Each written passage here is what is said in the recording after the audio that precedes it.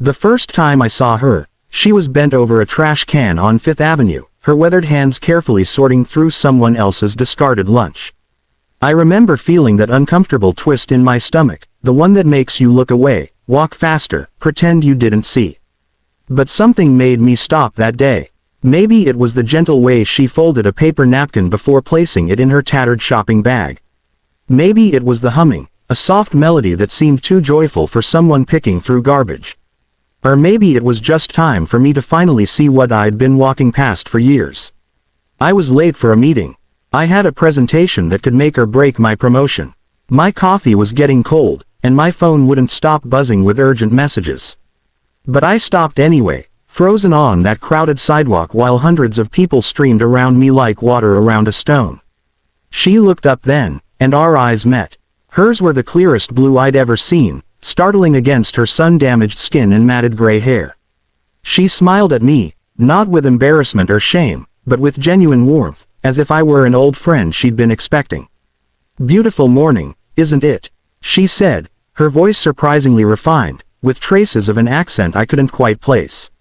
I stood there, speechless, clutching my briefcase like a shield. It was October, cold enough that I could see my breath, and she was wearing a thin jacket with duct tape holding the sleeves together. "Beautiful morning." I wanted to argue, to point out the obvious tragedy of her situation, but something in her expression stopped me. "I'm Michael," I finally managed. "I know," she replied, and my blood ran cold. "You walk past here every Tuesday and Thursday. Always in a hurry, always looking at your phone." She wasn't threatening, just observant. Matter of fact, and she was right. I had walked this same route for 3 years, and I couldn't tell you a single thing about the people I passed. I was too busy climbing ladders, chasing promotions, building a life that suddenly felt very small. "What's your name?" I asked. She tilted her head, considering the question as if it were a philosophical puzzle. "I've been called many things. But you can call me Ruth." That was 6 months ago, and Ruth changed my life in ways I'm still trying to understand. I missed my meeting that day. I sat with her on a bench in Bryant Park, and she told me about her life, not in the way victims tell sob stories, but like a professor discussing fascinating case studies. She'd been a concert violinist, performing in halls across Europe. She'd been married once, to a man who died young. She'd had a daughter who grew up and moved away. And then, through a series of unfortunate events, bad decisions, and worse luck, she'd ended up here, on the streets of New York, finding treasures in other people's trash. "The thing about losing everything," she said, watching pigeons fight over pretzel crumbs, "is that you finally learn what everything really means." It's not what I thought. I started meeting her every Tuesday and Thursday. At first, I brought her coffee and sandwiches, feeling like a hero, documenting nothing but telling myself I was making a difference. She accepted my offerings with grace but never gratitude, which frustrated me. Didn't she understand I was helping her?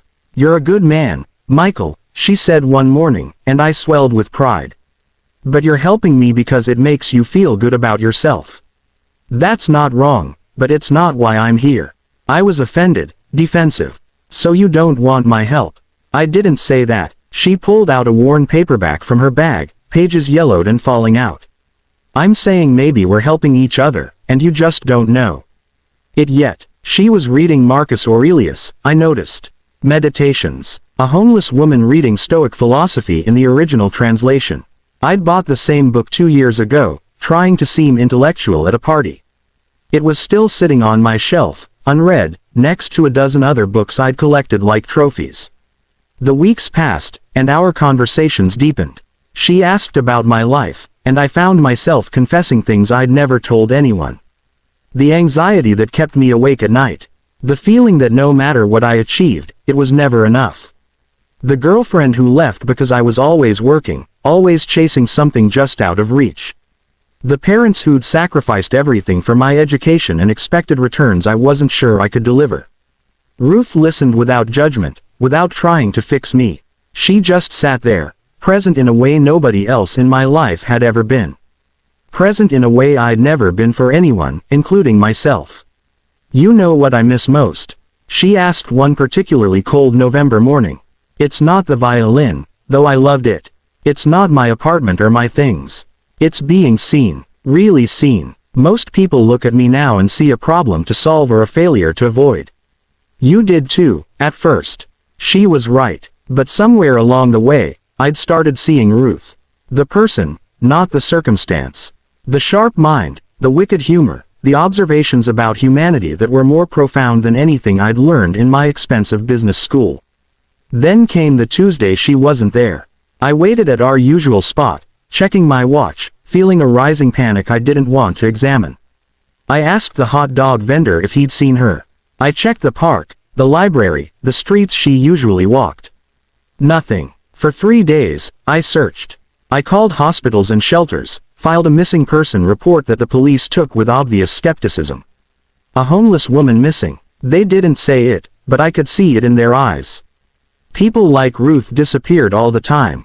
The city swallowed them up and moved on. I couldn't move on. On Friday, I got a call from Bellevue Hospital.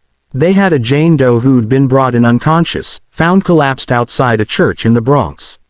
When I arrived, I barely recognized her. Pneumonia, they said. Another few hours and she wouldn't have made it. I sat by her bed in the ICU, this woman I'd known for months but somehow felt I'd known forever, and I realized something that split my world in two. I'd been walking through my life asleep. Working, eating, sleeping, climbing, achieving, all while being utterly, profoundly asleep. And Ruth, who owned nothing, who society had discarded, who slept on cardboard and ate from trash cans, she was awake. She was truly alive in a way I'd never been. She opened her eyes 3 days later. "Hello, friend," she whispered, and I burst into tears, not the quiet, dignified crying of adults, but the heaving sobs of a child. I cried for her, for myself, for every person I'd walked past without seeing, for every moment I'd missed while staring at my phone.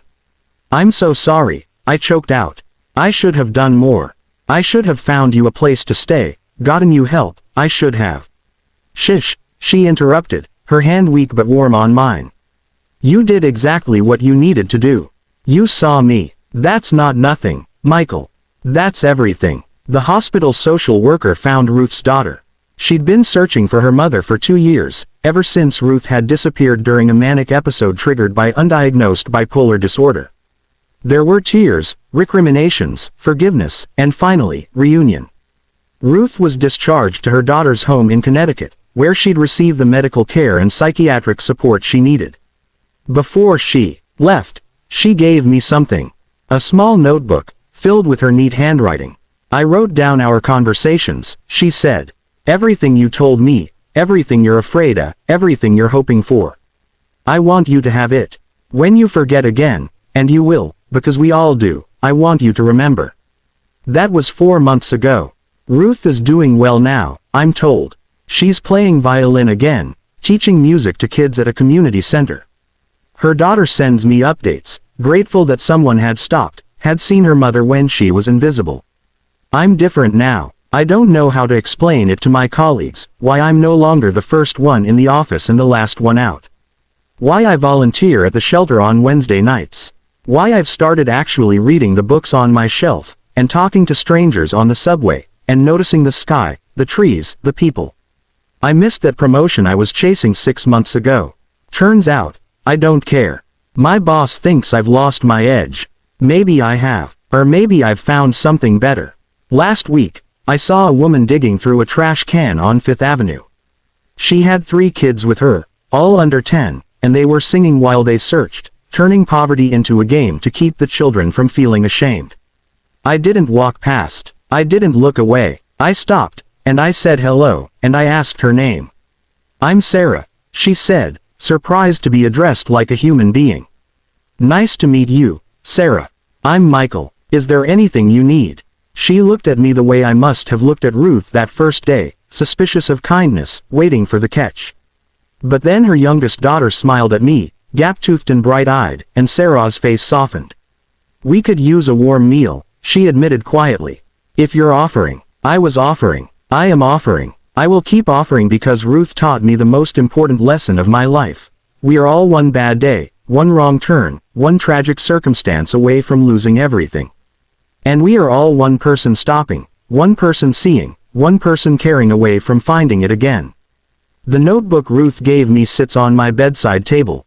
On the last page, she wrote something that I read every morning. You asked me once why I smiled so much when I had so little. I'll tell you now. I smiled because I could see the humanity in people who'd forgotten they had any left. I could see you, Michael, before you could see yourself. That's not poverty. That's wealth beyond measure. I still walk down Fifth Avenue every Tuesday and Thursday. But now I walk slowly, with my phone in my pocket and my eyes on the people around me. I'm looking for Ruth in every face, that reminder that the person we dismiss, overlook, or hurry past might be the very person who saves us. Her name was Ruth, and she lived on the streets of New York with nothing but a shopping bag and a paperback philosophy book. She changed my life by letting me see her. By letting me see myself. By showing me that kindness isn't about fixing people or solving problems.